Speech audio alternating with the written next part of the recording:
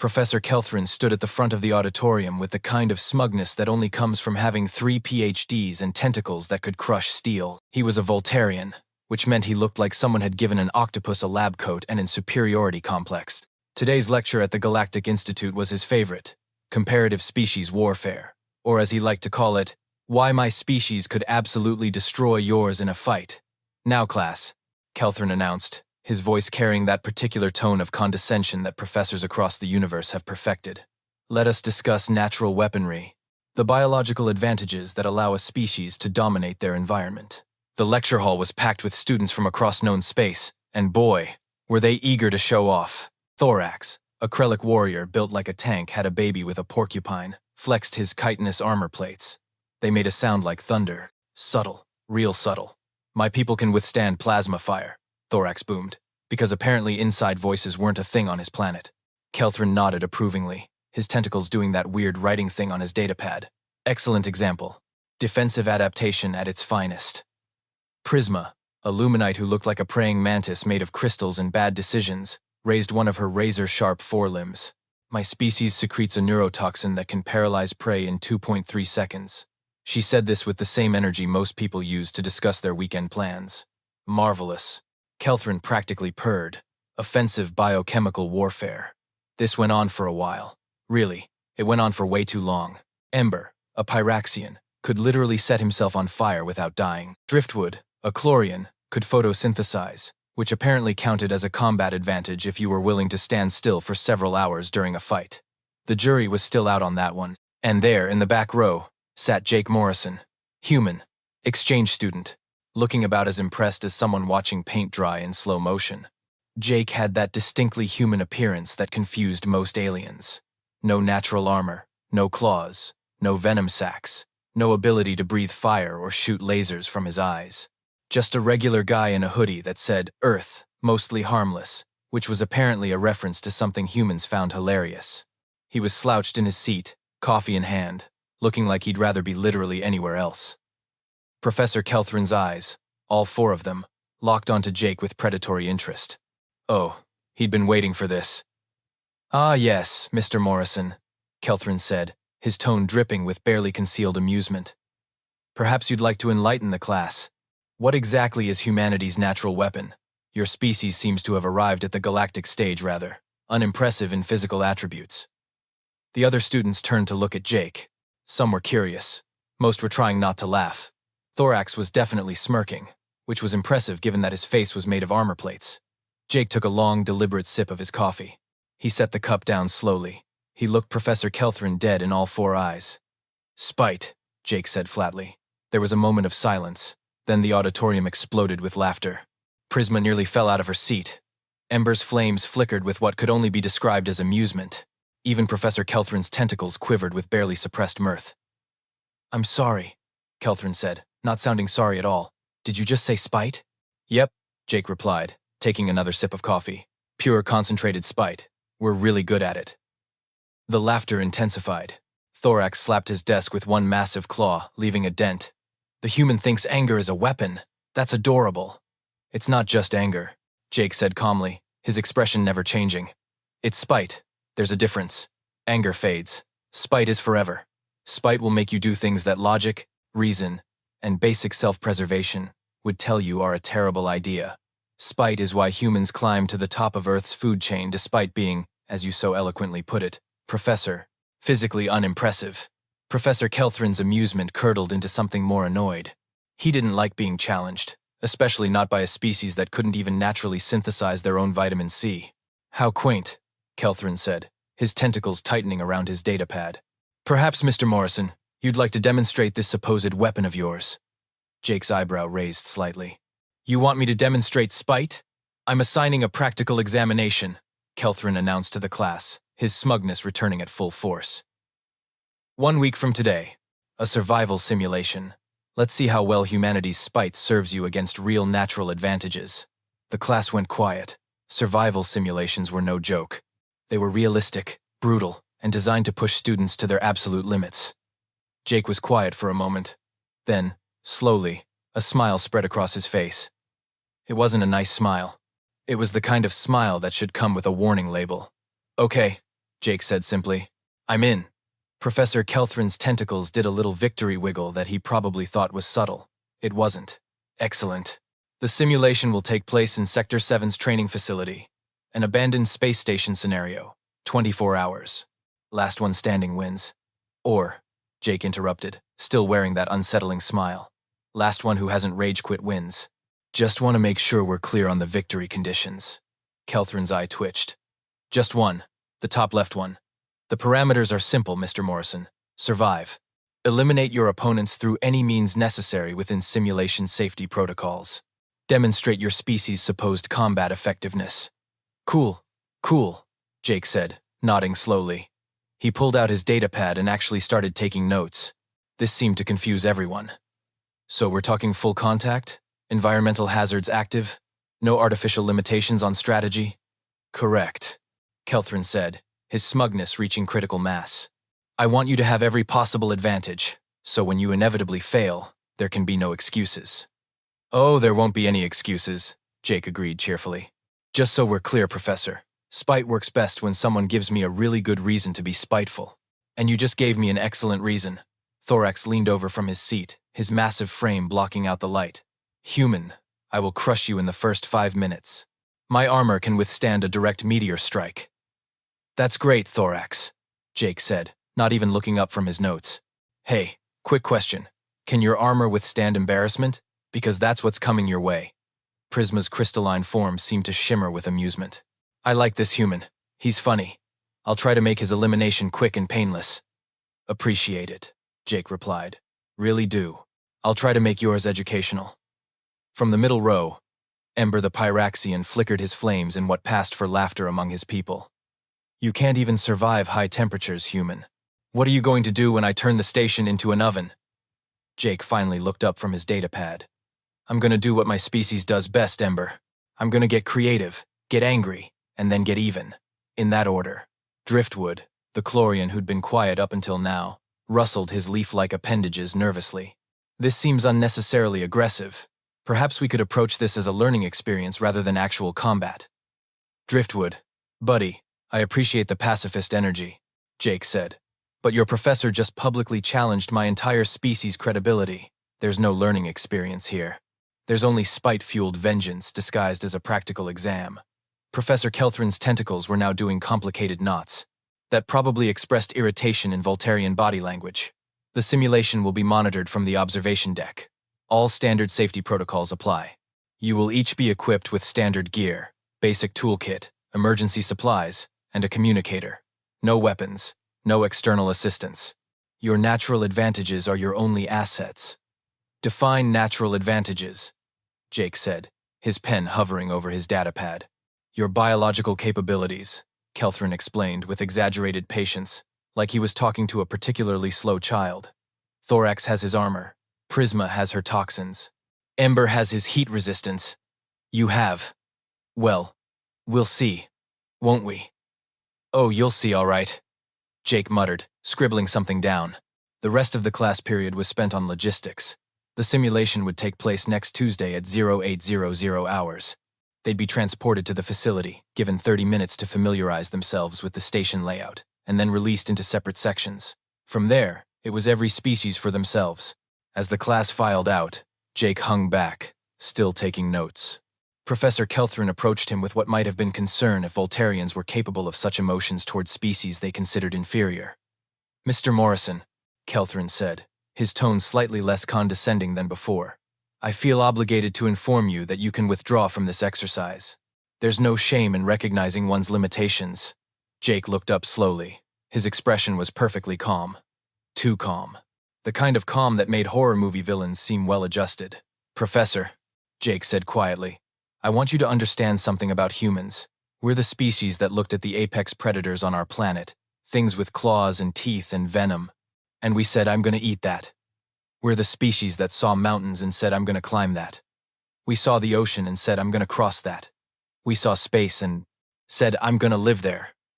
We don't have armor or claws or natural weapons because we didn't need them.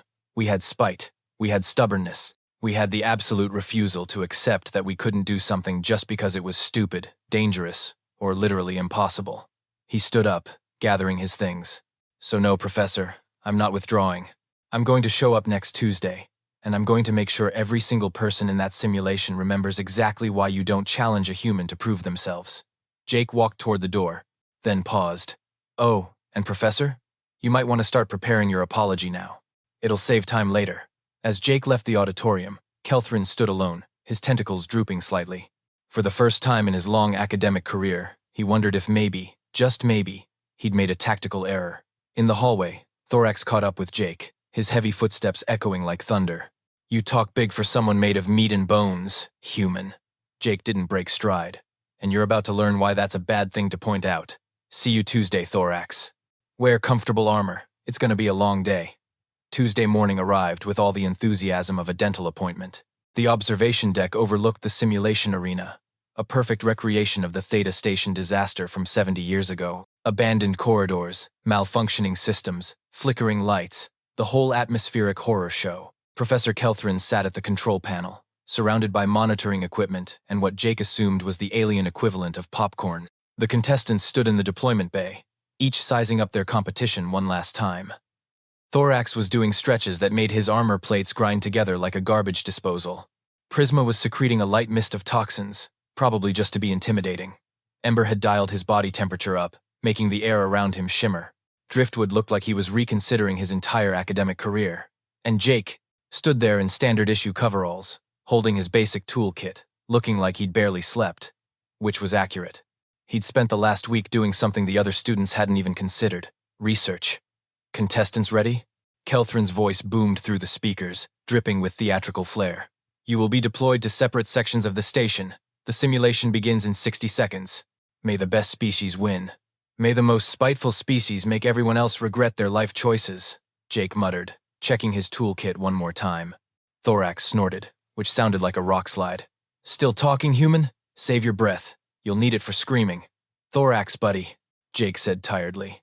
I've been up for 36 hours running on coffee and pure pettiness. My ability to be irritating has reached levels that shouldn't be biologically possible. You have no idea what's coming. The deployment pods hummed to life. Each contestant was sealed in their designated transport, then shot into different sections of the station like the world's worst mail delivery system.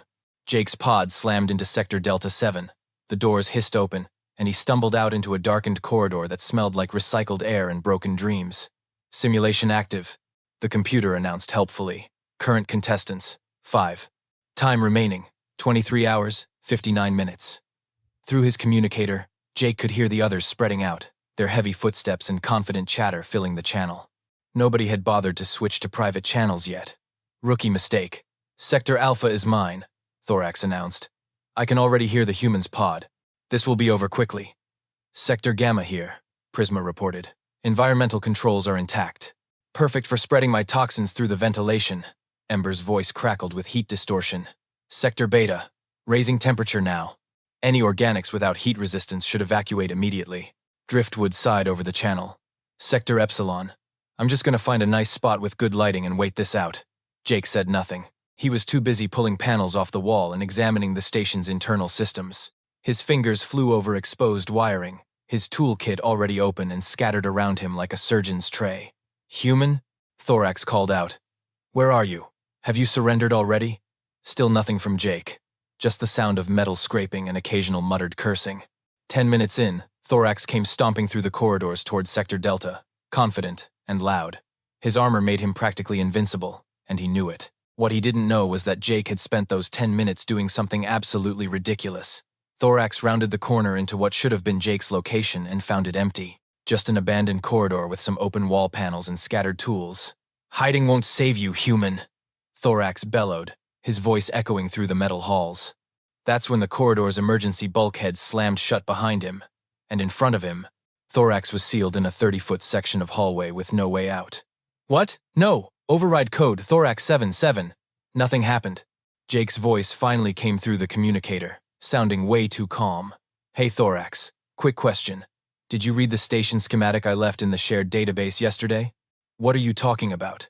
I uploaded a complete breakdown of Theta Station's emergency protocols, including the maintenance override codes, which I then changed using my access as a student technician. You know, The part-time job I took last semester that everyone made fun of me for? Thorax slammed his armored fist against the bulkhead. It didn't budge. This is cheating. No, this is spite, Jake corrected. Cheating would be if I'd violated simulation rules. I didn't. I just spent a week learning every single system on this station while you guys. They were flexing in the gym. Now, here's where it gets fun. Through the walls, Thorax heard something that made his armor plates contract nervously. The distinct hiss of depressurization. The section you're in has a compromised airlock, Jake explained, his voice taking on a teacher-like quality. Nothing dangerous. You'll be fine. The safety protocols won't let you actually die. But in about 90 seconds, you're going to experience rapid decompression and get ejected into the simulation's void space, which means elimination. Have a nice flight, Thorax. You absolute, the airlock blew. Thorax, armor and all, got sucked out into simulated space like a very angry, very armored bowling ball. His elimination alert flashed across everyone's HUD. Contestants remaining. 4, the computer announced. There was dead silence on the communicator. Then Prisma's voice, very carefully. Okay. So the human wasn't joking about the spite thing. Oh, I never joke about spite, Jake replied cheerfully. Now, if you'll excuse me, I have a ventilation system to rewire. Prisma, I believe you mentioned something about spreading toxins through the air ducts. Interesting strategy. Be a real shame if someone reversed the airflow and pumped all that poison back into your sector. Prisma's crystalline form went very, very still. You wouldn't, Prisma, Jake said, and his voice had that dangerous edge that humans get when they're running on no sleep and maximum pettiness. I absolutely would. In fact, I'm doing it right now. You've got about 3 minutes before your own neurotoxin starts flooding back into Sector Gamma at triple concentration. That's impossible. The ventilation controls are encrypted. Yeah, they were. Past tense. Funny thing about Galactic Institute security protocols. They're designed to keep out sophisticated cyber attacks. Not a sleep-deprived human with a toolkit and a really good reason to be annoying. I've had access to environmental controls for the past 15 minutes. Through the communicator, they could hear Prisma scrambling, her crystalline limbs scraping against metal as she tried to find a sealed room. The panic in her voice was almost musical. This is insane. This is against the spirit of the competition. The spirit of the competition, Jake replied, his hands still working on rewiring panels, was for me to demonstrate humanity's combat effectiveness. I'm demonstrating. Spite-driven problem-solving is our specialty.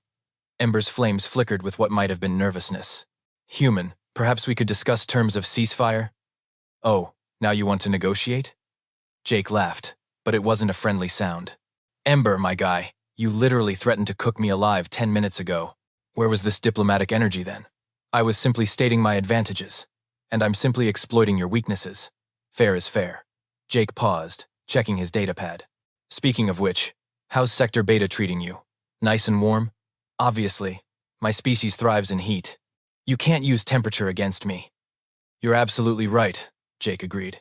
I can't use heat against you. But here's a fun fact about Theta Station that I learned during my extensive research. Sector Beta has a malfunctioning coolant system that occasionally dumps liquid nitrogen into the corridors. It's in the station logs, marked as a critical hazard. Ember's confident tone wavered. So I just activated it. Manually. From here. You've got maybe 2 minutes before your nice warm sector becomes a frozen wasteland. Now, your heat resistance is impressive, but even Pyraxians can't survive flash freezing. The safety systems will auto-extract you before any real damage, but that's still an elimination. You can't possibly have access to the coolant systems from Sector Delta. I don't, Jake admitted. I have access from the maintenance hub in Sector Delta adjacent, where I actually am. The empty corridor where Thorax found my tools? Yeah, that was bait. I've been in the walls this whole time, literally rewiring this station to turn it into one big spite-powered trap. Prisma's voice came through, strained and wheezing. Extraction request. I'm eliminating myself. The toxins are too concentrated. Contestants remaining. 3, the computer announced. From the observation deck, Professor Kelthrin was watching his monitors with something approaching horror. His tentacles were tied in knots that probably required a manual to untangle. This wasn't how the simulation was supposed to go. The human was supposed to be eliminated first, quickly, demonstrating the superiority of natural biological advantages. Instead, Jake had turned the entire station into a weapon. Ember's channel went silent for exactly 90 seconds. Then, extraction request. Temperature critical. Contestants remaining 2. That left Jake and Driftwood, the pacifist Chlorian who'd been hiding in Sector Epsilon hoping everyone would forget about him. It was actually a decent strategy, except for one problem. Jake hadn't forgotten. "Hey, Driftwood," Jake said, his voice almost gentle. "You still there? Please don't eliminate me." Driftwood responded immediately. "I didn't do anything to you. I was kind to you.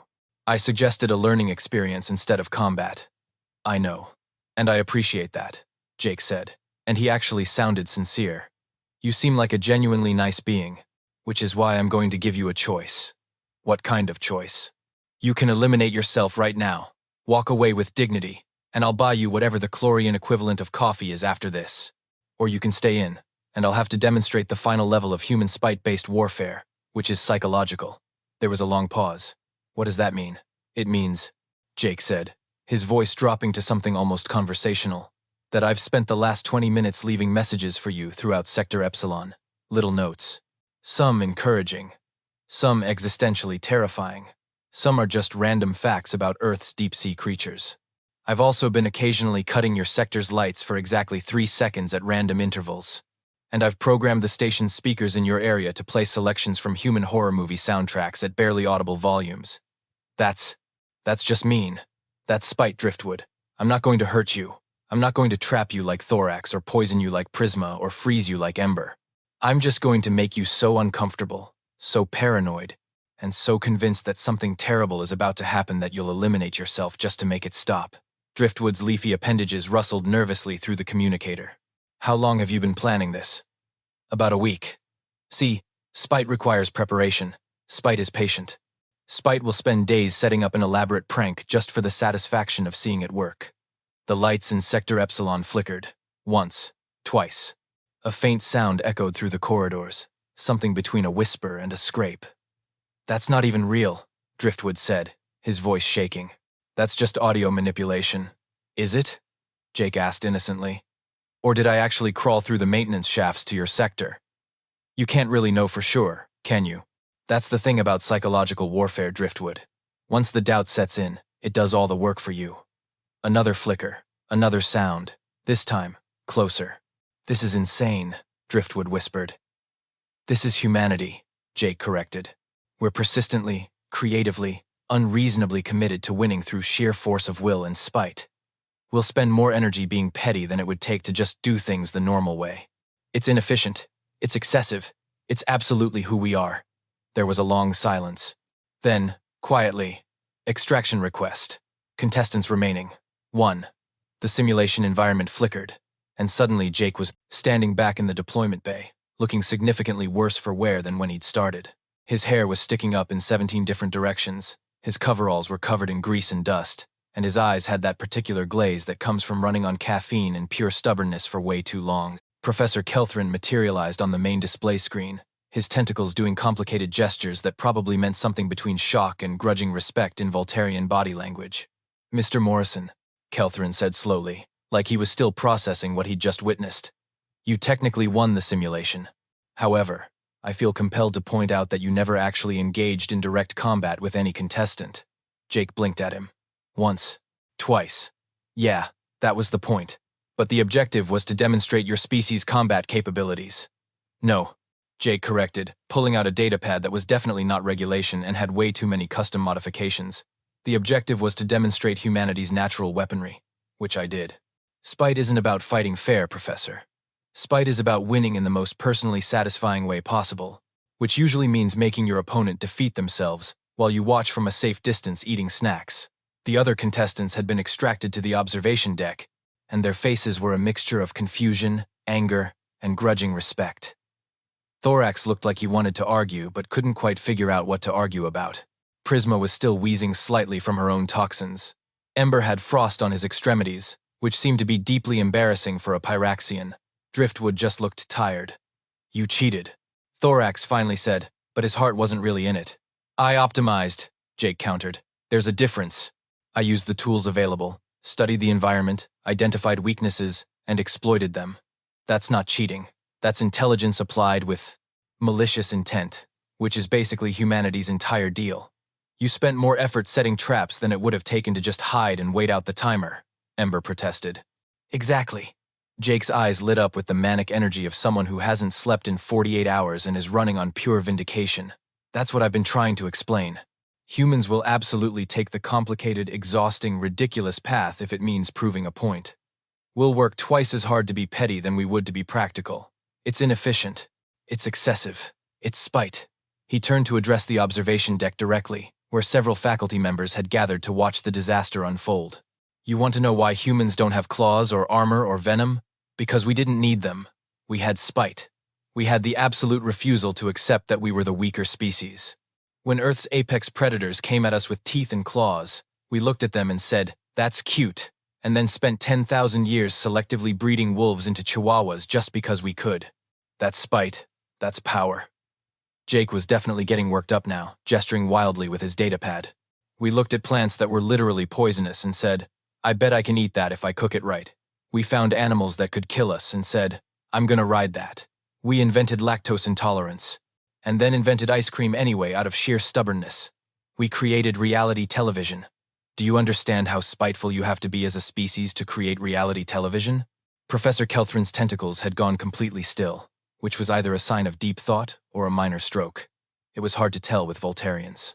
We're the species, Jake continued, really on a roll now, that looked at the vacuum of space, which is literally designed to kill us in every possible way, and said, "I'm gonna put a flag there." We're the species that invented the concept of hold my beer and watch. We're the species that will stay up until 3 in the morning arguing with strangers on the internet about topics we don't even care about just because someone said we were wrong. He paused to take a breath, swaying slightly on his feet. Spite made us build cities in deserts. Spite made us climb Everest. Spite made us split the atom. Spite is why we have a flag on the moon and a car in space playing music. Because spite doesn't care about practicality.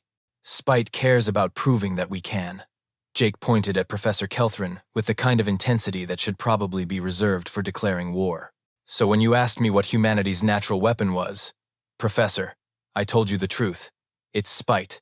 Pure, concentrated, unreasonable spite. The kind of spite that will turn an entire space station into an elaborate Rube Goldberg machine of elimination just to prove a point. The kind of spite that will make me spend a week learning maintenance protocols and station systems just so I can watch you realize you underestimated me. The observation deck was completely silent. Even the monitoring equipment seemed to have stopped beeping out of respect for the rant. Jake wobbled slightly, the adrenaline clearly starting to wear off. And for the record, I've been awake for 47 hours now. I've consumed enough coffee substitute to kill a small Voltarian. Every muscle in my body hurts from crawling through maintenance shafts. I'm pretty sure I pulled something in my back that's going to require actual medical attention. And you know what? Totally worth it. Because I got to see the look on all of your faces when you realized that the weak human just eliminated everyone without throwing a single punch. He swayed again, more dramatically this time. Also, I'm definitely about to pass out. Just wanted to get that monologue in first. Spite requires proper dramatic timing.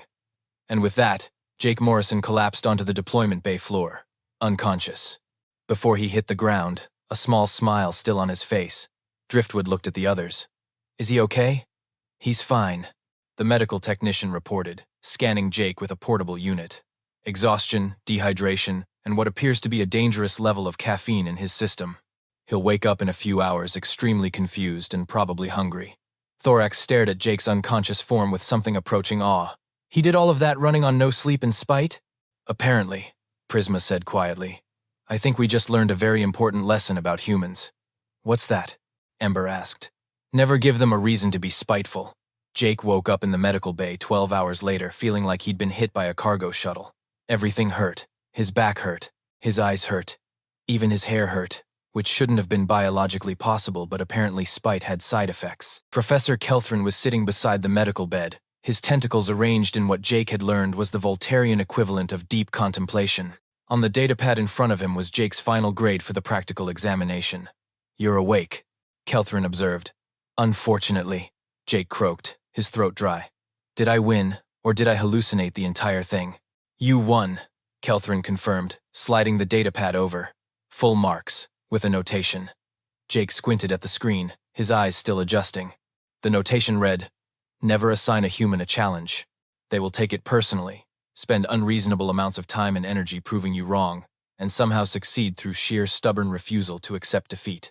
Recommend updating course materials to include formal warning about humanity's capacity for spite-driven problem-solving. A laugh escaped Jake's throat, which immediately turned into a cough. You're actually putting that in your official records? I'm updating the entire curriculum, Kelthrin said, and his tone had shifted from condescending to something almost respectful. Your performance yesterday raised several concerning questions about our understanding of human capabilities. We've been evaluating species based on physical advantages for centuries. You demonstrated that cognitive flexibility combined with… He paused, like the word physically pained him. Spite can be equally effective. More effective, Jake corrected with a tired grin. I eliminated everyone without a single physical confrontation. Yes, you've made that abundantly clear. Kelthrin's tentacles twitched with what might have been amusement. Thorax has filed 3 separate complaints. Prisma is demanding a rematch under fair conditions, which apparently means conditions where you don't have access to environmental controls. Ember is reconsidering his entire approach to combat strategy. And Driftwood has switched majors to xenopsychology specifically to study human psychological warfare.